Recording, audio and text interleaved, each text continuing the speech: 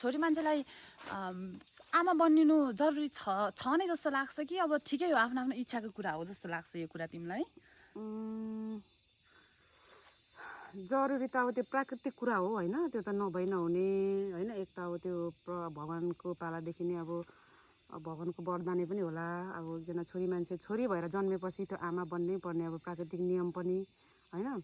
तर अब अहिलेको जेनेरेसनहरूको चाहिँ क्या बन्दिनँ भन्दा पनि पाउँछ, त्यो त त्यही त हो नि होइन। होइन तर तिमीलाई भइकन चाहिँ होइन, जस्तै भएर नभएको अब जस्तै आजभोलि त्यो ऊ छ तिमीले भने जस्तै यति धेरै फरक केही कुरा अनुभव गरिन्छ कि जुन तिमीलाई लाग्छ कि यिनीहरूले पनि एक्सपिरियन्स गरोस् न जस्तो लाग्छ कि ठिकै छ जिन्दगी आखिरमा छुट्टै छुट्टै अनुभव हुन्छ जस्तो लाग्छ साथी?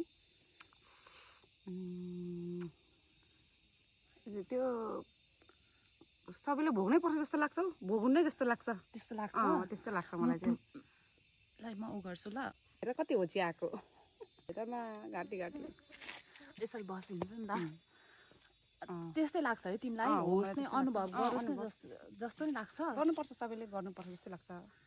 किन त्यो भोगेको दुःख भोगोस् जस्तो लाग्छ कि या त फेरि केही त्यो मदरहुडले केही फरक चिज दिन्छ?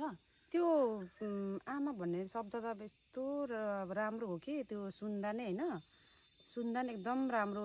त्यो दुःख भन्ने फाल्टै हुन्छ होइन, तर एकदम सन्तुष्ट हुन्छ क्या त्यो शब्द सुन्दाखेरि चाहिँ। एकदम आनन्द, आफूलाई सन्तोष फिल हुन्छ कि। त्यही भएर सबैले भोगुन्, छोरी मान्छे भएपछि चाहिँ भन्छु म चाहिँ। हो त्यसो हुन्छ।